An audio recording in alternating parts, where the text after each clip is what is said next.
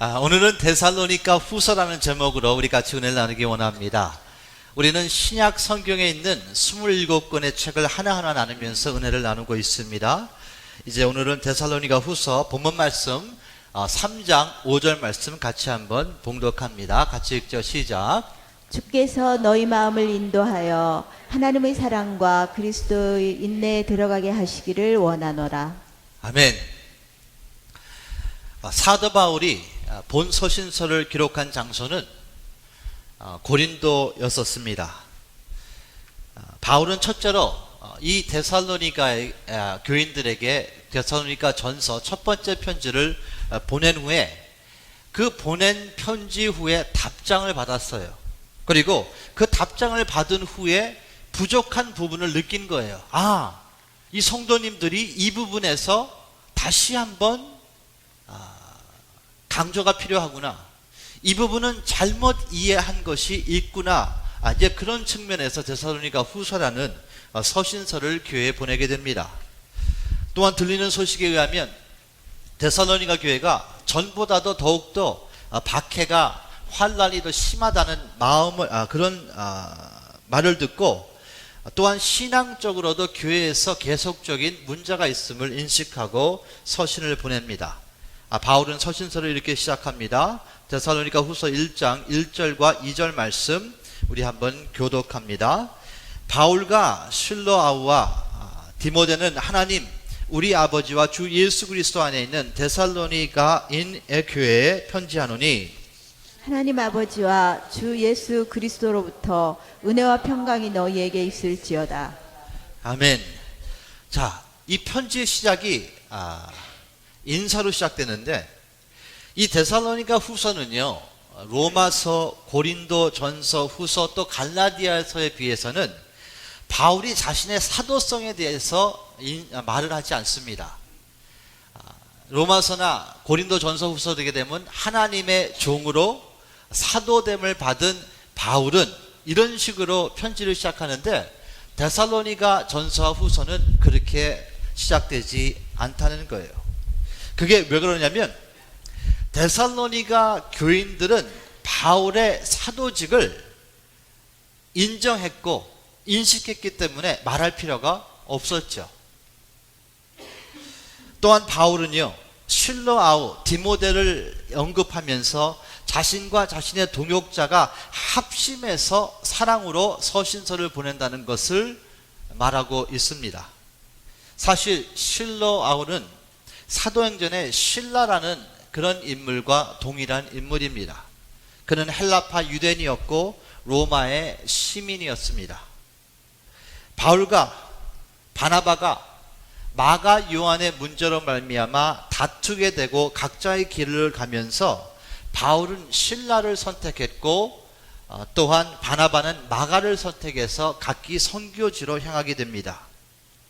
자, 이 시간 우리는요, 실라라는 사람의 입장에 한번 생각해 보기 원합니다.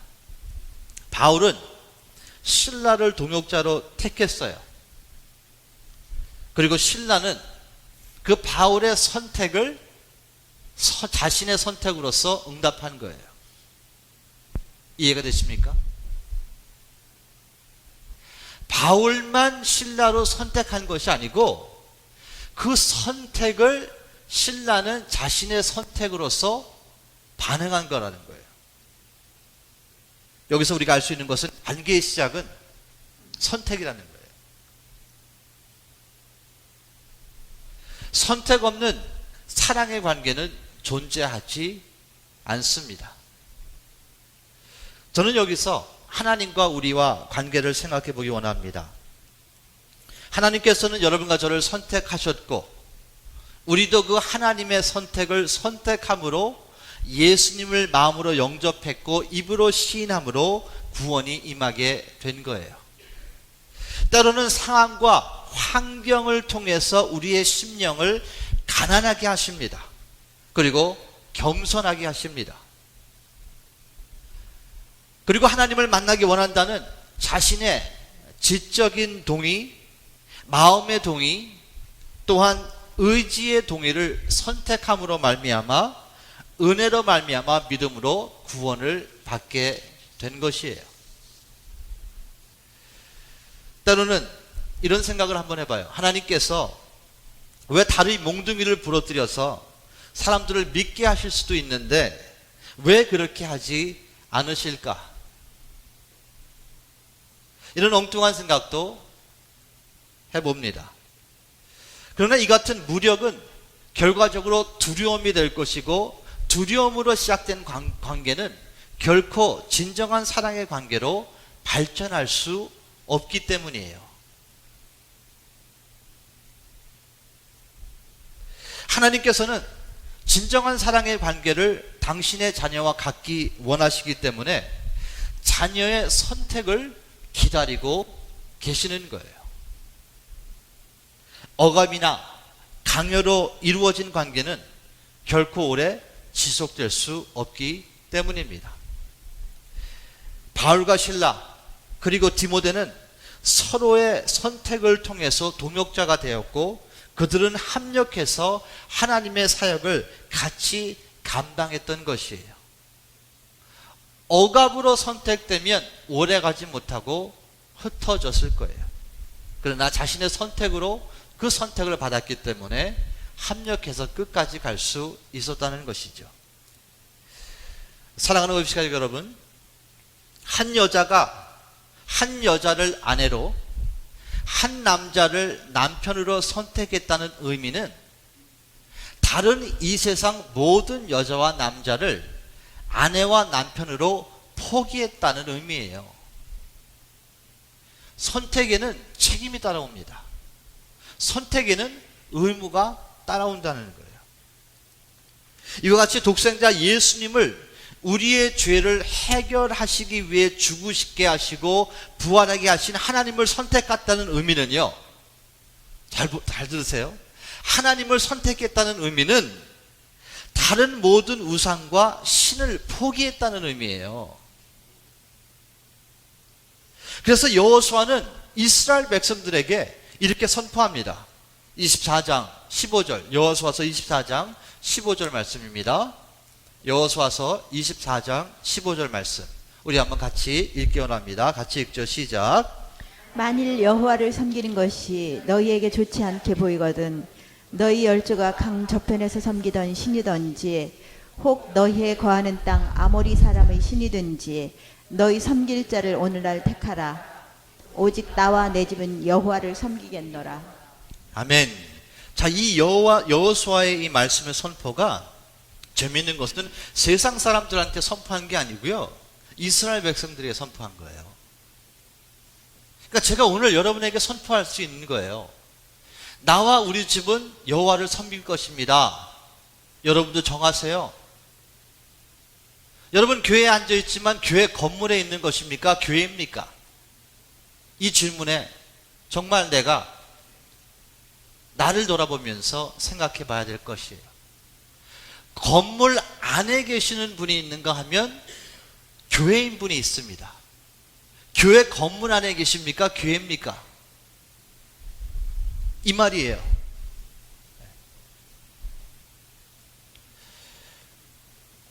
여호와 하나님을 선택하시는 우리 모두가 되시기를 예수님의 이름으로 축원합니다. 이스라엘 백성들에게 십계명이 지어진 겁니다. 세상 사람들에게 준 게 아니에요. 첫 번째 계명이 뭡니까? 나 외에는 다른 신을 섬기지 말아라요. 당신의 백성들이 다른 신을 섬기기 때문에 섬기지 말라 그러는 것이지, 섬기지 않았으면 왜 하나님께서 그런 말씀을 하시겠어요?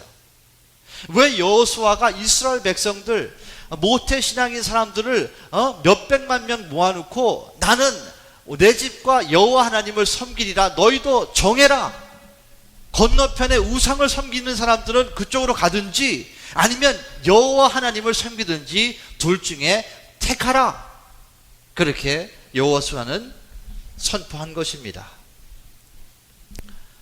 저는 여러분께 이런 선택을 권면합니다. 우리 옆분에게 한번 말씀합니다. 1:1 양육을 선택하세요.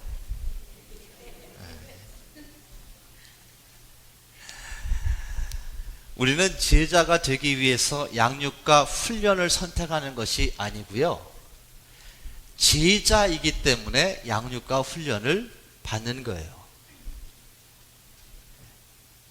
대한민국 남자이기 때문에 군대 가는 거예요. 초대교회는 지금 우리의 상황같이 않았습니다. 심한 박해와 환란이 있었죠. 그런데 데살로니가 성도들은 그 가운데서 믿음이 더욱 자랐고 서로 사랑으로 풍성했습니다. 이에 바울은 그 소식을 들어서 감사했고 여러 교인들에게 친히 자랑했습니다. 힘든 교회들에게 데살로니가 교회를 본받아. 거기는 박해와 핍박이 있었는데 더욱더 감사가 넘치고 믿음으로 성장했어. 그들을 본받아. 그렇게 자랑했다는 거예요. 또한 그들의 어려움을 위해서도 기도를 하게 됩니다. 그 말씀이 3절부터 5절에 있습니다. 교독할게요. 형제들아, 우리가 너희를 위하여 항상 하나님께 감사할지니 이것이 당연함은 너희 믿음이 더욱 자라고 너희가 다 각기 서로 사랑함이 풍성함으로. 4절 같이 읽죠. 시작. 그리고 너희의 참는 모든 핍박과 환난 중에서 너희 인내와 믿음을 인하여 하나님의 여러 교회에서 우리가 친히 자랑함이라. 5절 같이 읽겠습니다. 시작. 이는 하나님의 공의로운 심판의 표요 너희로 하여금 하나님의 나라에 합당한 자로 여기심을 얻게 하려 함이니 그 나라를 위하여 너희가 또한 고난을 받으리니. 아멘. 이 말씀을 통해서 또 알 수 있는 것은 예수님 때문에 받는 고난은 하나님 나라에 합당한 자라는 표징이라는 거예요. 오히려 환난과 핍박이라는 용광로 속에서 진정한 믿음과 사랑의 실체가 드러나게 됩니다. 교회는 모든 것이 풍성했을 때 여러분의 믿음이 드러나지 않는다는 거예요. 교회는 어려울 때 여러분 중에서 그 믿음의 척도가 드러나게 되어 있습니다. 신앙은 여러분의 개인적인 고난을 통해서 그때 자신의 신앙이 드러나게 되어 있다는 거예요. 믿음을 저버리지 않고 하나님의 사랑을 신뢰하는 이들은 결국 인내라는 열매를 맺게 됩니다. 사랑하는 의식가 여러분, 내가 과연 예수 그리스도 때문에 고난을 받고 있나 우리 한번 점검해 보았으면 좋겠어요. 예수 그리스도 때문에 내가 고난이라고 보기는 미국은 좀 힘들잖아요. 크리스천 네이션이고 철치가 가는데 전혀 우리가 방해를 받지 않으니까. 그러니까 이렇게 한번 말씀드리고 싶어요. 내가 예수 그리스도 때문에 좀 불편한 게 있나? 우리한테는 이런 질문이 아마 필요하다고 생각합니다. 내가 예수님 때문에 좀 불편한 게 있나? 내가 예수님 때문에 좀 일찍 오는 게 있나? 내가 예수님 때문에 교회에서 뭐 하는 게 있나? 내가 예수님 때문에 나의 집을 오픈하는 게 있나? 아니면 매일 겟미 신앙으로서 평생을 지나가고 있나? 우리가 한번 점검해 볼 필요가 있다고 생각합니다. 이제 바울은 하나님의 공의에 대해서 고난받고 환난을 받고 있는 데살로니가 교인들에게 이렇게 말씀하십니다. 6절부터 9절이에요. 너희로 환난받게 하는 자들에게는 환난으로 갚으시고. 7절 시작. 환난받는 너희에게는 우리와 함께 안식으로 갚으시는 것이 하나님의 공이시니 주 예수께서 저의 능력의 천사들과 함께 하늘로부터 불꽃 중에 나타나실 때에 하나님을 모르는 자들과 우리 주 예수의 복음을 복종치 아니하는 자들에게 형벌을 주시리니 이런 자들이 주의 얼굴과 그의 힘의 영광을 떠나 영원한 멸망의 형벌을 받으리로다. 아멘. 자, 믿는 자들에게는 예수님의 재림이 심판의 날이 축복이지만 믿지 않는 자들에게는 영원한 멸망으로 달려가는 그런 날이라는 것이죠. 결과적으로 모든 사람들은 예수님을 믿던 믿지 않던 하나님과 만나게 되어 있습니다. 근데 두 갈래로 만남이 있는데, 하나는 예수 그리스도를 믿음으로 예수님을 통해서 길이요 진리요 생명이신 예수님을 통해서 하나님을 만나는데 그 하나님은 사랑의 하나님이에요. 근데 예수님을 통해서 만나지 않으면 심판의 하나님을 만나는데, 내가 그냥 하나님을 만나니까 죄를 가지고 하나님을 만나게 되니까 하나님은 공이시고 죄를 그냥 놔둘 수 없는 분이기 때문에 심판의 하나님을 만나게 되는 것입니다. 모든 사람은 하나님을 만나게 된다는 거예요. 예수님을 통해서 사랑의 하나님을 만나시는 우리 모두가 되시기를 예수님의 이름으로 축원합니다. 또한 바울은요, 데살로니가 전서를 통해서 예수님의 재림에 대해서 나름대로 설명했어요. 그런데 그 재림의 문제가 그렇게 쉽게 매듭질 수 있는 문제가 아니었기 때문에 종말과 재림에 대해서 교회는 끝없이 논쟁이 있었던 것 같아요. 그래서 다시 한번 재림과 또 종말에 대해서 교회의 혼동이 없기 위해서 바울은 다시 한번 투명하게 설명합니다. 그 말씀이 2장 1절부터 4절이에요. 교독합니다. 형제들아, 우리가 너희에게 구하는 것은 우리 주 예수 그리스도의 강림하심과 우리가 그 앞에 모임에 관하여 혹 말로나 혹 우리에게서 받았다 하는 편지로나 주의 날이 이르렀다고 쉬 동심하거나 두려워하거나 하지 아니할 그것이라.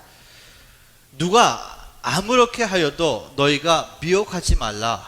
먼저 배도하는 일이 있고 저 불법의 사람 곧 멸망의 아들이 나타나기 전에는 이르지 아니하리니, 저는 대적하는 자라 범사에 일컫는 하나님이나 숭배함을 받는 자 위에 뛰어나 자전하여 하나님 성전에 앉아 자기를 보여 하나님이라 하느니라.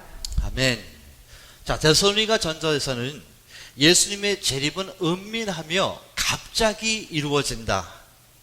누구든지 날짜는 모르지만 생각하지 않는 그날에 이루어진다고 설명하는 거에 반해서 데살로니가 후서에는요, 재림 전에 종말의 징조로 거짓 교사들과 거짓 그리스도의 출현에 대해서 언급합니다. 더 자세히 이야기해 주기 시작하는 거예요. 데살로니가 전서에는 어머니 같은 자상한 마음으로 바울은 설명을 합니다. 근데 데살로니가 후서의 그 맥을 보게 되면 엄격한 아버지의 마음으로 훈계를 하게 됩니다. 정신 차려 이러는 거예요. 깨어 있어. 지금 중요할 때야. 왜 그랬을까요? 그만큼 데살로니가 교회가 이 문제 때문에 큰 위험이 있었기 때문이에요. 여러분, 죽어가는 자녀가 보는데 이쪽으로 가면 죽어가는데 계속 가라고 그냥 놔둘 부모가 어디 있겠습니까? 좋은 예가 예방주사죠. 2살짜리 아이, 1살짜리 아이가 병원에 가서 주사 맞는 것을 좋아하겠습니까? 그러나 주사를 맞아야 병을 예방할 수 있기 때문에 아이가 우는 것을 알고서도 일부러 데려가서 주사를 맞히는 그 부모의 마음이 바울의 마음이었다는 거예요. 여기서 사역의 의미를 한번 우리가 다시 한번 생각하며 정의해 보기 원합니다. 사역은요, 자상한 마음과 엄격한 훈계의 균형 있는 종합 예술이에요. 항상 자상할 수만은 없습니다. 똑같은 문제 가지고 1년, 2년, 3년 오는데 삶의 변화를 주기 위해서는 자극이 필요하지 않습니까? 그러니까 집사님, 이거 또 이러면 어떻게 해? 성령 능력을 잡고 기도하고 이겨나가야 될 거 아닙니까? 깨어 있으세요. 지금 이렇게 살다가는 집사님 인생만 잘못되는 것이 아니고 자녀들까지 위험해. 정신 차리세요. 깨어 있으세요. 금요일날 예배 오세요. 언제부터 예배 오라 그랬습니까? 예배 와서 성령의 능력을 한번 체험하고 한번 1대1도 바라보고 제자훈련도 해보고 세상에서 빛과 소금으로 한번 쓰임 받아보세요.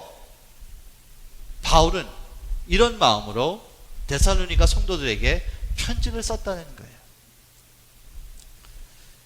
교회의 큰 위험을 감지한 사도 바울은 재림과 종말이 있기 전에 다음과 같은 두 현상을 엄격히 말하고 있습니다. 먼저 크게 하나님을 반역하는 시대가 온다는 거예요. 그리고 곧이어서 불법의 사람, 멸망의 아들이 온다고 합니다. 그 말씀이 3절과 4절이 있어요. 다시 한번 3절 말씀 우리 한번 같이 봉독하기 원합니다. 같이 읽죠. 시작. 누가 아무렇게 하여도 너희가 미혹하지 말라. 먼저 배도하는 일이 있고 저 불법의 사람 곧 멸망의 아들이 나타나기 전에는 이르지 아니하리니. 아멘. 여기서 배도는요, 하나님을 반역하는 시대가 온다는 거예요. 하나님을 반역하는 시대. 하나님을 인정하지 않고 말씀을 조롱하고 무시하는 시대. 아마도 우리가 피부에 닿기 좋은 현재 상황 중에 하나는 동성연애 결혼법의 통과가 아닌가 생각합니다. 분명히 성경에는 하지 말라고 했는데 배도하는 시대예요.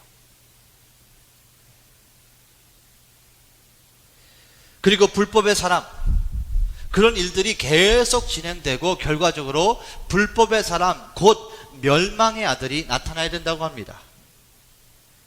만약 사단이 아들이 있다면 그 아들은 여기서 말하는 불법의 사람입니다. 즉 적그리스도를 의미하는 거예요. 적그리스도. 이 불법의 사람의 모습이 4절에 설명되어 있어요. 4절 한번 같이 봉독하기 원합니다. 같이 읽죠. 시작.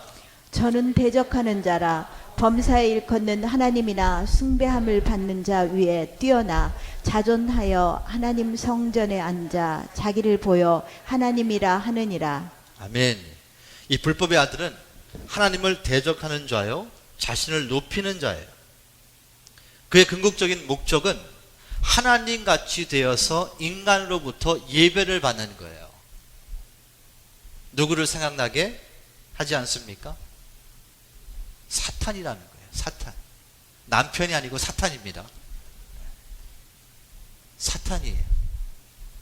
이 사탄을 이사야 선지자는 이렇게 기록합니다. 14장, 이사야서 14장 12절부터 14절 사탄을 설명하는 거예요. 너 아침의 아들 계명성이여 어찌 그리 하늘에서 떨어졌으며 너 열국을 없는 자여 어찌 그리 땅에 찍혔는고. 자, 사단이 찬양 리더였었거든요. 그리고 원래 사단의 이름이 아닙니다. 루스퍼인데 이 루스퍼이라는 이름이 좋은 의미를 갖고 있어요. 그게 뭐냐? 아침의 아들이라는 거예요. 아침의 아들, 모닝 스타. 그게 루스퍼이라는 이름이에요.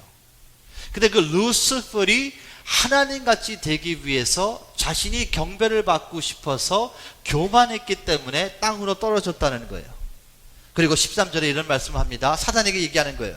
내가 내 마음에 이르기를 내가 하늘에 올라 하나님의 뭇별 위에 나의 보좌를 높이리라. 내가 북극 지폐의 산 위에 좌정하리라. 하나님같이 되고 싶었다는 거예요, 사단이. 그리고 14절에 가장 높은 구름에 올라 지극히 높인 자와 비길이라 하더라. 사단이 간이 분 거죠. 하나님같이 되고 싶었다는 거예요. 사단은 지극히 높인 자이신 하나님과 같이 되고 싶었고, 그래서 자신을 높이기 원했습니다. 또한 사단의 영은 상대를 지배하기 원하지만 성령의 영은 상대를 섬기기 원해요. 자, 부부관계예요. 서로 지배하는 부부관계가 있고 서로 섬기는 부부관계가 있는 거 아십니까? 서로 지배하려고 하는 부부관계는 뒤에 성령이 있지 않아요. 속는 거예요. 내가 이거 했으니까 넌 이거 해. 이건 컨디셔널 베이스예요. 성경은 그것을 말하고 있지 않습니다. 사단은 입만 열으면 거짓을 말하지만 성령은 진리를 선포합니다. 사단이 주는 것이 아무리 좋아도 사단이 돈도 줄 수 있어요. 근데 사단이 돈을 주면 편하지가 않아요. 왜냐하면 결과적으로 박살날 걸 알거든요. 사단이 사탕을 주면 사탕이 달다고 먹긴 먹는데 이 사탕을 먹으면서 뒤가 이상한 거예요. 근데 성령이 주시는 것은 아무리 가난해도 평안합니다. 아무리 가난해도, 아무리 보잘것이 없어도 그것이 감사하고 마음에 평강이 온다는 거예요. 사랑하는 업시가 여러분, 우리는 여기서 겸손이라는 단어와 교만이라는 단어를 한 단계 더 깊은 차원으로 한번 생각해 보기 원합니다. 그럼 겸손은 뭐냐? 겸손은 자신이 낮아지는 것으로 시작해서 하나님을 높이며 경배하는 거예요. 그리고 교만은 자신이 높아지는 것으로 시작해서 그 클라이맥스는 하나님을 대적하는 대로 끝납니다. 이게 교만이에요. 피조물 그 위치에 있지 않고 하나님같이 되기 원하는 그 마음, 그 욕망, 높아지기 원하는 그 마음이 교만인 거예요. 이런 재미있는 이야기가 있습니다. 하나님께서는 웬만한 일은 그냥 천사에게 명령해서 그냥 일 처리를 하신대요. 쟤 좀 가서 도와줘라, 좀 보호해줘라, 오늘 사고 나니까 가서 좀 막아줘라. 이런 것들은 다 그냥 천사 시켜서 일 처리를 하시는데, 어떤 사람이 교만하다 그러면 교만? 알았어 그러면서 하나님이 직접 팔을 딱 걷어들이고선 직접 오셔서 하나님께서 일 처리를 하신다는 그런 재미있는 말이 있습니다. 그만큼 하나님은 교만이라는 것을 진절해 하는 거예요. 뭐냐면 교만 때문에 사단이 생겼고, 교만 때문에 죄가 들어왔고, 교만 때문에 내 사랑하는 피조물들이 엉망으로 살기 때문에 이 교만이라는 이 단어를 들으면 하나님이 굉장히 센시티브 하신 거예요. 잘 경청하세요. 돈과 명예와 권력 그 자체가 나쁜 것이 아니라고 생각합니다. 그게 나쁜 게 아니에요. 문제는 돈과 명예와 권력 때문에 교만이 시작되는 거예요. 그것을 못 다스리기 때문에 그것은 우리의 문제지, 돈 자체가 나쁘고 권력 자체가 나쁘고 명예 자체가 나쁜 거는 아니라는 거예요. 그리고 그것을 바로 다스리지 못하면 내 마음에 교만이 시작되고 결과적으로는 하나님을 대적할 수 있는 그 단계까지 갈 수 있다는 것이에요. 그래서 예수님께서는 부자가 천국에 들어가기가 낙타가 바늘구멍에 들어가는 것보다 더 힘들다, 그렇게 말씀하시는 거예요. 얼마나 돈이 사람을 교만하게 만드는 줄 아십니까? 다른 사람을 사람으로 안 보잖아요. 돈 많은 사람들은 그냥 리모트 컨트롤이죠. 너는 내 리모트 컨트롤이야. 가서 9번 누르려면 가서 눌러, 가서 7번 누르려면 눌러. 이런 컨셉을 갖고 있는 부자들이 얼마나 많이 있습니까? 그러니까 낙타가 바늘구멍으로 들어가는 게 더 쉽다는 거예요. 부자가 천국 들어가는 것보다. 그 말씀을 누가복음 18장 24절부터 27절 이렇게 말씀하십니다. 예수께서 저를 보시고 가라사대 재물이 있는 자는 하나님의 나라에 들어가기가 어떻게 어려운지, 약대가 바늘귀로 들어가는 것이 부자가 하나님의 나라로 들어가는 것보다 쉬우니라. 듣는 자들이 가로되 그러면 그런즉 누가 구원을 얻을 수 있나이까? 21절에 예수님이 이렇게 말씀하십니다. 가라사대 무릇 사람이 할 수 없는 것을 누가 하십니까? 하나님이 하실 수 있다고 하십니다. 이 말씀을 하신 후 27절에 이 말씀을 증명하기 위해서 누가복음 19장을 보게 되면 부자인 세리장 삭개오가 예수님을 만나서 구원을 얻게 돼요. 부자이십니까? 너무 큰 걱정은 안 하셔도 될 것 같네요. 하나님이 하신다고 말씀하시는 거예요. 여러분과 제가 예수 안에서 진정한 부자가 되시기를 예수님의 이름으로 축원합니다. 이제 바울은 자신을 위해서 기도 부탁을 합니다. 그리고 데살로니가 성도들에게 다시 한번 믿음을 심어주고 격려를 아끼지 않아요. 그 말씀이 3장 1절부터 5절에 있습니다. 우리 1절만 우리 한번 같이 봉독하기 원합니다. 같이 읽죠. 시작. 정말로 형제들아, 너희는 우리를 위하여 기도하기를 주의 말씀이 너희 가운데서와 같이 다름질하여 영광스럽게 되고. 아멘. 여기서 중요한 것은, 알 수 있는 것은, 말씀을 붙잡는 기도의 열매는 하나님의 영광이라는 거예요. 말씀과 기도라는 이 레시피는 하나님의 영광을 만들어 낸다는 것입니다. 근데 이런 사람이 간혹 있어요. 기도는 다니면서 부탁하는데 자기는 기도를 안 해. 간혹 가다 있습니다. 나 권사님 나 기도 좀 해줘. 뭐 장로님 나 기도 좀, 목사님 나 기도 좀 해줘. 막 이렇게 해서 막 이런 동서남북으로 다 기도 부탁을 하는데 자기는 안 해. 자기는 안 해.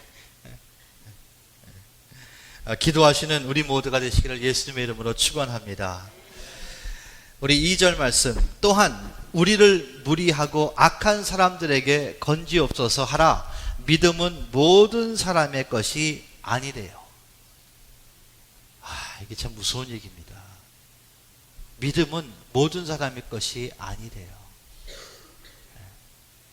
믿음이 있으십니까? 믿음은 하나님께서 주시는 선물인 동시에 특권인 것을 꼭 생각하세요. 그리고 믿음을 받은 사람에게는 그 믿음에 대한 하나님께서 책임을 물어보시는 것을 꼭 기억하세요. 누가복음에 예수님께서 이렇게 말씀하셨어요.